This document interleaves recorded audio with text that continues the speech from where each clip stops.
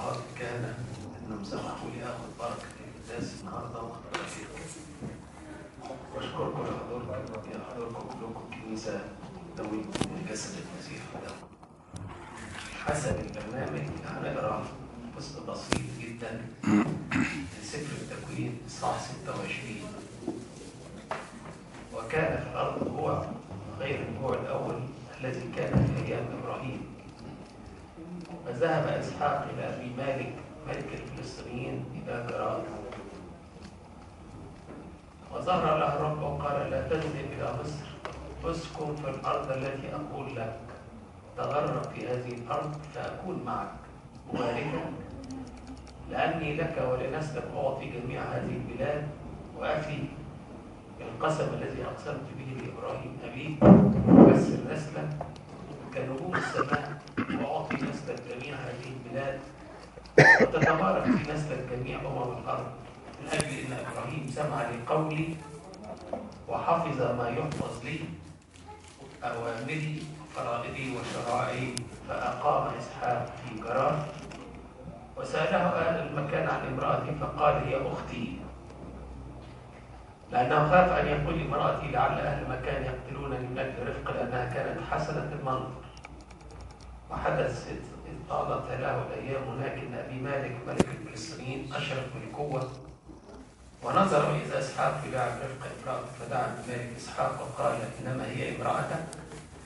فكيف قلت هي أختي؟ فقال له إسحاق: لأني قلت لعلي أموت بسببها. فقال أبي مالك: ما هذا الذي صنعت بنا لولا قليل؟ اضطجع أحد الشعب مع امرأتك فكلبت علينا ذنبا. فأوصى أبي مالك جميع الشعب قال: الذي يمس هذا الرجل امرأته موتا يموت.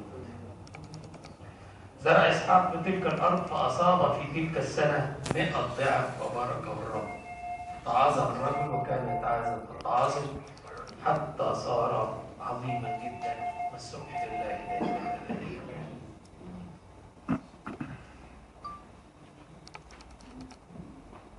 ثمرة الطاعة. الأول نشوف عقوبة المخالفة، وبعد كده نشوف ثمرة الطاعة. لما أبونا آدم خالد هو وحواء طرد كلاهما من الجنة. لما قايين طاوع قبل الله ذبيحته. لما أبيه طاوع قبل الله ذبيحته، ولما قايين رفض وقال على نفسه انه هو مرفوض من كل الارض، تائها في كل الارض. ابونا ابراهيم طاوع ربنا، ترك اهله وعشيرته وترك كل حاجه، تباركه الله واعطاه وعد ان نسل يكون كمثل نجوم السماء والرمل الذي على شاطئ البحر، وقال له: بنسلك تتبارك جميع قبائل الأمم. دي ثمرة الطاعة. تخيلوا لو أبونا إبراهيم ما سمعش كلام ربنا، كان هيبقى إنسان عادي لا نعرف عنه شيء، زي مئات الآلاف من الناس كانوا موجودين في عهد أبونا إبراهيم، محدش يعرف عنهم حاجة. لكن ليه إبراهيم ذكر في الكتاب المقدس؟ كتاب بيقول: بالإيمان أطاع إبراهيم الله وذهب وخرج وهو لا يعلم أين يذهب. تخيل واحد عنده ممتلكات كتيرة، وبعدين يجي ربنا يقول له: سيب الممتلكات دي، سيب كل حاجة، سيب أهلك وعشيرتك لأن أبوك كان وثني، سيبه وتعالى المكان الذي أريك إياه. ما يعرفش رايح فين. هو خد أبوه معاه فقعد 15 سنة لحد لما أبوه مات عشان يدخل أرض الموعد، وأبوه مش موجود لأنه هو وثني. عشان كده أبونا إبراهيم ما خلفش في وجود أبوه. ليه؟ عشان ابنه ربما كان يتعلم الوثنية من أبوه أو ابنه يعني، لكن خلاه يخلف بعد ما راح أرض الموعد وبقى هو لوحده ويقدر يربي ابنه على كيفه. دي الطاعة. أبونا إبراهيم لما نزل مصر ما كانش خد رأي ربنا. حصل مجاعة راح سيد ابنه ماشي جنة. كانت النتيجة إن أخذ هاجر معاه. وعارفين نتيجة هاجر إيه لحد النهاردة، شكلها إيه في الدنيا معانا.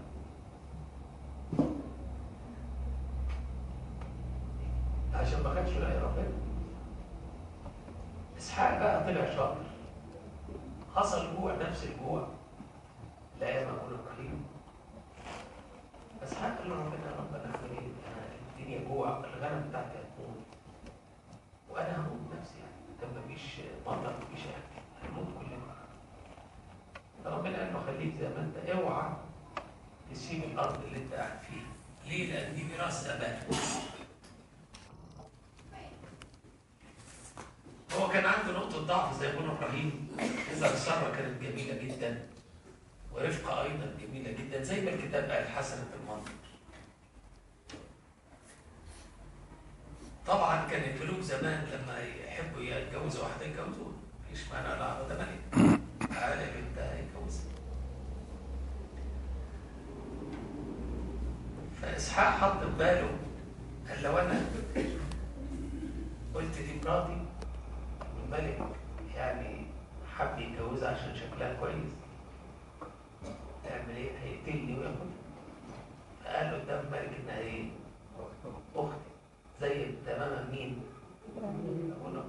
يعني ورث الحكايه منه. دي نقطه ضعف الحقيقه، لكن معلش ربنا ما عاتبوش عليها على فكره، لان ضعف بشري.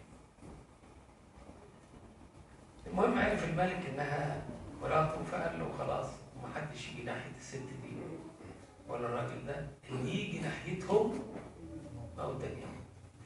الكتاب بقى الآتي: وزرع إسحاق في تلك الأرض فأصاب في تلك السنة 100 ضعف. لازم نوصف إيه 100 ضعف دي تطلع إيه؟ واحد لو يزرع فدان مثلا قمح يجيب له 10 أرادب، يجيب 100 ضعف يعني يجيب 1000 أردب. تخيلوا واحد يزرع، الناس كلها تزرع، تجيب 100 أرداب، يعني تحط مثلا تجيب 10 أرادب، يعني حط 10 شغلات كده كبيرة. ده لما زرع حط 1000. طبعا الناس تخاف، تقول اللي جرى ده بزرعة واحدة هيقش الدنيا بحالها. خافوا منه جدا جدا، وبعد كده عمل معاه صلح. لكن دي تورينا ثمرة الطاعة. يبقى المخالفة اللي بيخالف على رأي المثل اللي بيخالف حاله ايه؟ لا. لكن اللي بيطاوع دايما كسبان.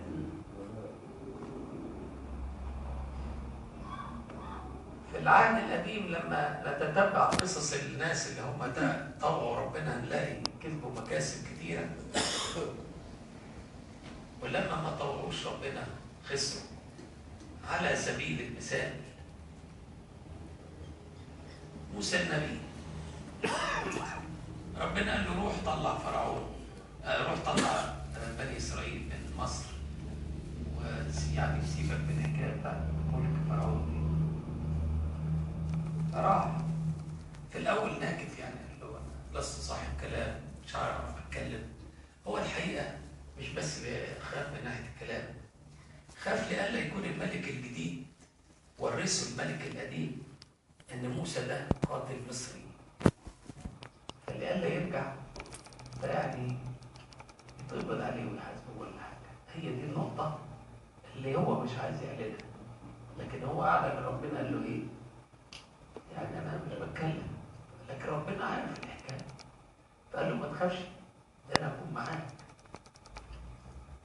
حكايه تتكلم، ما انا بدي فم الانسان. يا سيدي ما تزعلش، انا هخلي هارون اخوك هو اللي يتكلم، لكن انت تبقى له الها، يعني انت اللي تقول له يقول لي ايه. المهم بعد ما اوحى طويله طوى موسى الله، فاصبح موسى كليم الله واشهر انبياء العهد القديم، الذي وضع الناموس والذي اقام اول كهنوت شرعي. وبقى موسى النبي، يعني مين ما يعرفش في التاريخ بحاله موسى النبي؟ العالم كله عارف موسى النبي.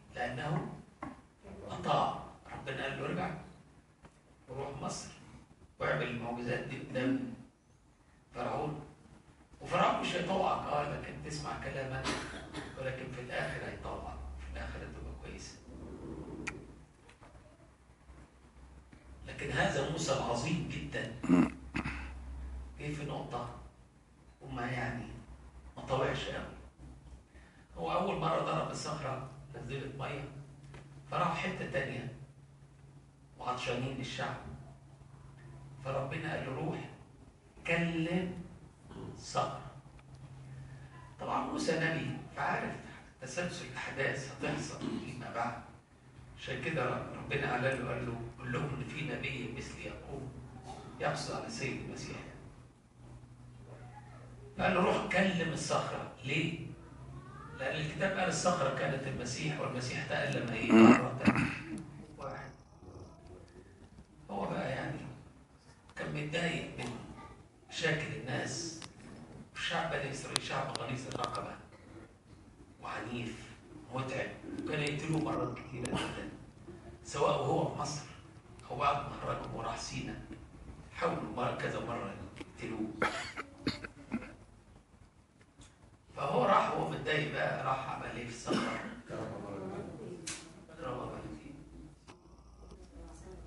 ربنا قال له ليه بتعمل كده؟ ده انت نبي، وانا بقول لك ان الصخرة هي المسيح وهيتقلب مرة واحدة، ضرب مرة واحدة. لما انت عملت كده انت عملت نبوة جديدة ومش هنفذها، مش هخلي المسيح يتقلب 3 مرات، لا مرة واحدة. فلأنك انت حطيت زي نبوة غلط، نبوة من عندك ان الصخرة هي المسيح هيتقلب تاني، فأنا هعاقبك مش هدخلك أرض الموت. شوف لما طاوع ربنا قعد معها على الجبل 40 يوم 40 ليلة مرتين. وعايز اقول لكم في قعدته على الجبل الأسفار ال5 اللي كتبها الكتاب بيقول ايه؟ ندقق واحنا بنقرا.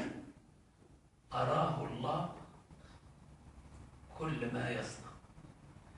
يعني جاب له زي شريط فيديو كده، شوف انا خلقت السماء ازاي، الارض ازاي، والجنه ازاي، وادم ازاي، وحواء ازاي، ونسل ادم مش ازاي. طب مين اللي حكى لموسى قصه قايين وهابيل عشان يكتبها؟ ومين اللي حكى لموسى قصه ادم، قصه الحوار اللي بين الحيه وبين حواء؟ مين اللي حكى له؟ دي كلها حاجات ايه؟ شافها بعينيه. الكتاب قال اراه كل حاجه شافها. عشان كده لما نيجي نقرا ال5 أسفار دي نقرا كأننا نقرا انسانا راى مش سمع. الوصف بتاعه وصف ايه؟ واحد شاف. فهذا موسى العجيب والقريب من الله لما كان مقاوح ما رضيش يروح مصر، ربنا ضغط عليه وقال لا يروح. لكن في ساعة لما غلط ربنا مش عاقبه عنها، مش هيخش الملكوت، لا عاقبه عقوبة يعني تناسب الغلطة. انت ضربت الصخرة مرتين، أرض الموعد دي هي رمز للفردوس ورمز الملكوت.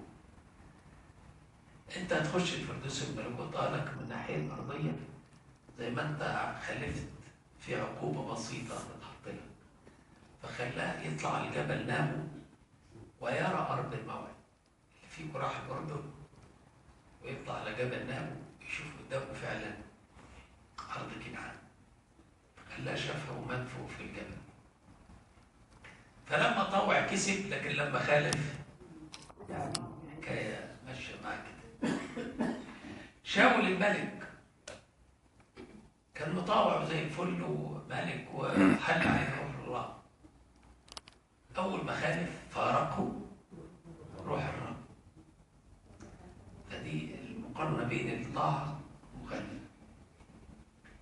داود النبي فضل مطاوع ربنا، وأول ما خالفه فموضوع امبراطورية الحسي يعني تعب كتير، لكن بسرعة هو تاب. لكن قال له معلش، لأن الخطية دي كانت علانية ناس عارفينها، فلا بد العقوبة تكون إيه؟ علانية. ابنك يهيج عليه والدنيا كده تلخبط، لكن في النهاية داود النبي كان شفيعا حتى يومنا هذا لبني إسرائيل. عشان كده بيقول من أجل داود عبدي. سليمان الحكيم يقول له إيه؟ من أجل داود عبدك لا ترد وجهك. طب والغلطة؟ لا معلش، ما الغلطة تحاسب عليها، ودي غلطة ضعف ومش عارف إيه، تحاسب عليها في ساعتها أو وقتها يعني. لكن هو فتشت قلب عبد داود فوجدته. لأنه طوع في كل حاجة.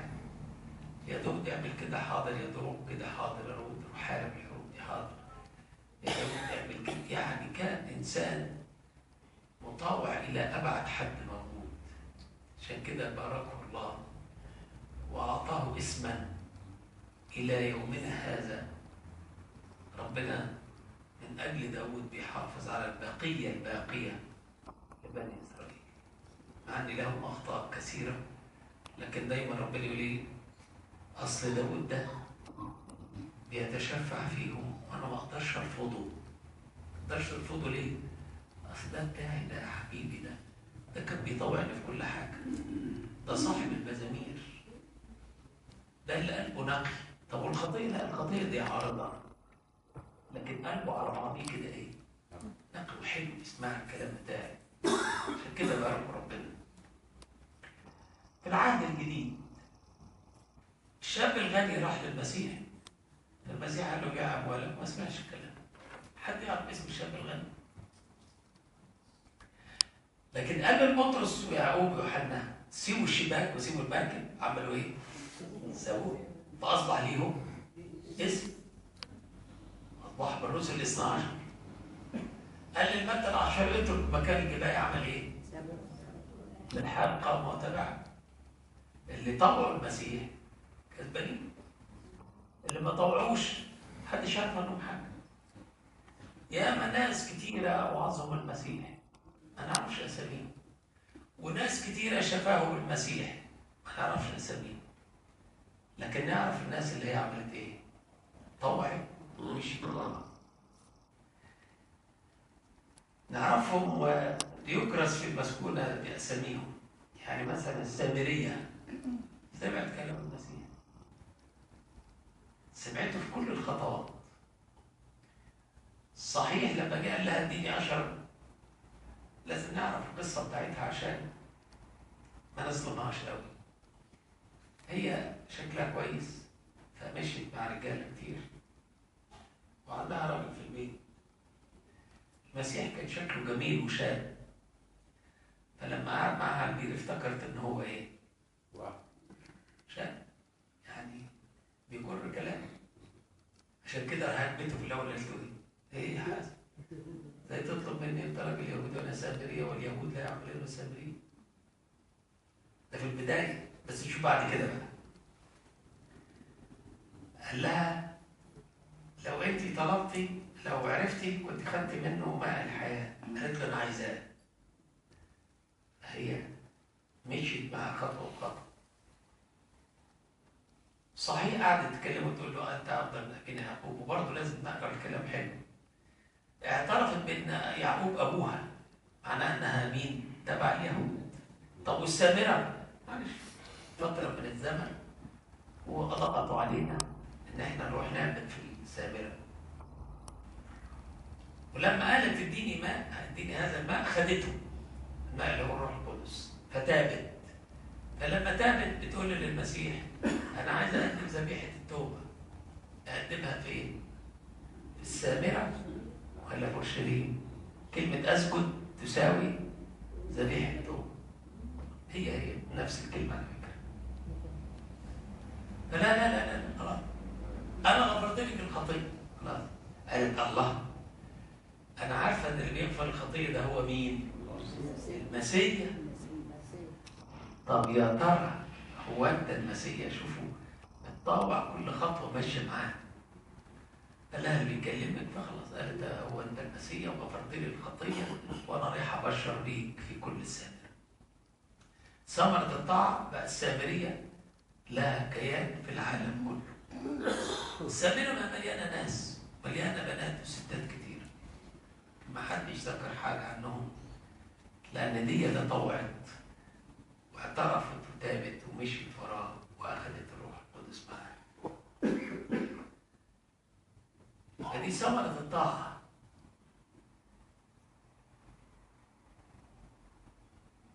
في معجزات حصلت بسبب الطاعة. أرملة نايين ماشية وشايلين الابن بتاعها ورايحين يدفنوه، فقلبوا وقفوا النعش. طب يعني أي مناسبة يعني وأنت مين عشان نوقف النعش؟ هم حد فيهم ناقشوا؟ وقفوا النعش ونزلوا النعش. حاضر أيها الشاب لك أقول قم. الله، هو حد طلب منك؟ كفاية إنهم عملوا إيه؟ مجرد وقفوا النعش. حاضر. ما أسهل يعني إحنا سيبنا مستعجلين عاوزين ندفنوا، ده لما الست قاعدة تعيط والدنيا قاعدة تعيط وراه سيبنا. لا وقفوا النعش. حاضر. فخدوا النتيجة إن هو عمل إيه؟ قاوم من الأموات. لما ييروس راح يقول للمسيح تعالى بنتك عيانة، تعالى يسوع اشفي بنتي عشان عيانة. ففي السكة وهو ماشي جم بتوع ييروس، هو كان راجل كبير، ناس بقى العبيد جم قالوا له ما تعبش المعلم، بنتك عملت ايه؟ ماتت. فالمسيح بص كده لييروس قال له لا تخف، آمن فقط. طاوع. عشان طاوع عمل ايه؟ راح ابنه بنته. واحد عنده ايدين يابسه، فالمسيح يقول له مد ايدك. طب ما الاول يقول له اشفيني عشان امدها. كون ان هو طاوع قال له حاضر، عمل ايه؟ مدت ايديه. فالطاعه خلته يعمل ايه؟ يمد ايديه ويشفي. لكن لو قال له طب يا رب الاول اشفي لي ايدي عشان امدها، ما كانش شفت. بس عاوز يختبر وهو بيطاوع ولا هيناقش ويحاول لسه يعمل ايه؟ التلاميذ لما المسيح عاوز يشبع الجموع فقال لهم يلا اكلوا الناس دول. قالوا له اكلوا منين؟ احنا ده عدد كبير قوي، هنجيب اكل منين؟ قال طب انتوا عندكم ايه؟ قالوا عندنا 5 خبزات. طبعا لا هم ناس يعني منكفين يقولوا 5 خبزات ايه يا عم خليها ايه؟ ده اكتر من 10,000 واحد هياكلوا 5 خبزات ازاي؟ لكن هم عملوا ايه؟ ادينا يا رب جبنا لك الايه؟ 5 خبزات. اي حاضر. لأن قال لهم إيه؟ عندكم إيه؟ قالوا له حاضر عندنا هم دول. ما أسهل كانوا يقولوا له ده يعني ما عندناش إيه 5 خبزات يطلعوا. على فكرة 5 خبزات صغيرين لأن كانوا من أعصاب صغير. خدموا باركهم ووزعوا للشعب.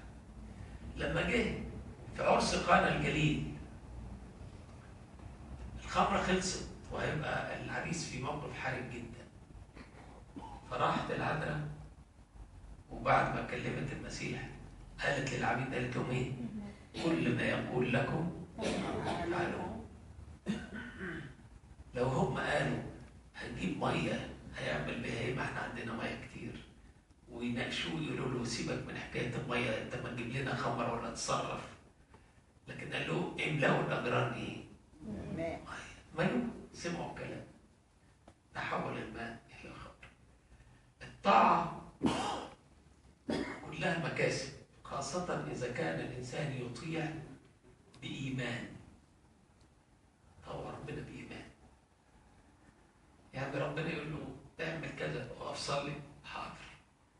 اقرا الكتاب ونفذ اللي فيه. يقول له مش قادر، يقول له معلش أنت مش قادر، أنا هديك القوة عشان تعمل إيه؟ تنفذ اللي فيه.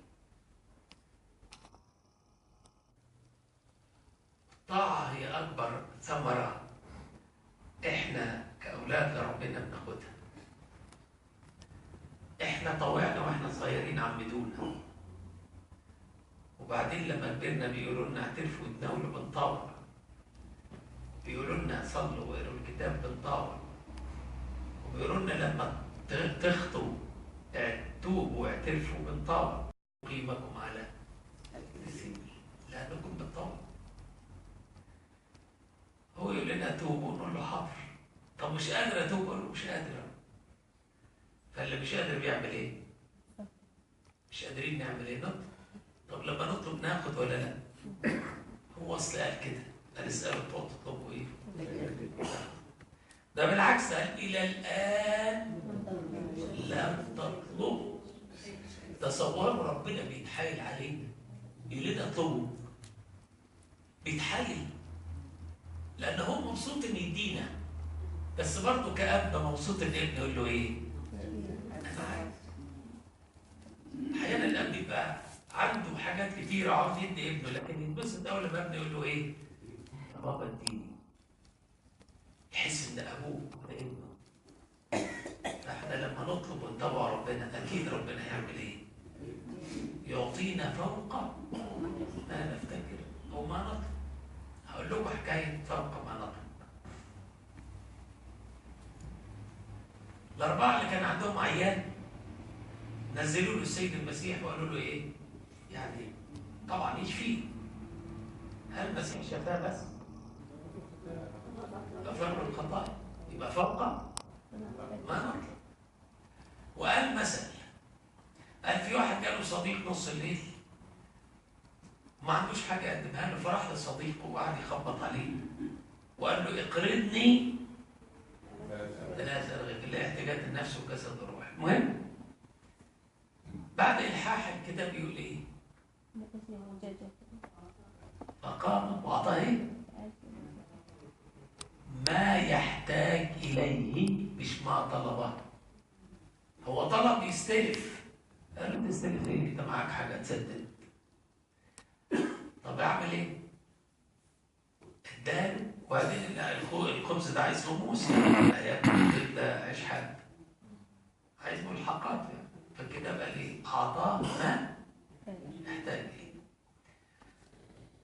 قال مثل اخر، واحد ملك ادى لناس 10,000 وزنه وزنات كده، فجيل اللي خد 10,000 وزنه قال له ايه؟ ادهاني. بس هقول لكم يعني ايه 10,000 وزنه، عارفين يعني ايه؟ انا اقول لكم الوزنه بتساوي 6,000 دينار. الدينار أجرة العامل في يوم، يبقى 6,000 وزنة يعني 10,000 وزنة يعني 60 مليون يوم عمل. تقسموها تطلع 164,000 سنة. يعني لو قعد يسدد هو وجميع الأجيال اللي هتيجي إلى الأبد مش هيحصل. قال له قدم، قال له ما عنديش. قال له طب خش السجن. قال له انا غلبان. امهلني. يمهلك ايه؟ هتسدد دي ازاي؟ يسددها ازاي دي؟ ده لو ما كانش في حياته وربنا اداله عمر هيديله 164,000 سنه؟ مش ممكن.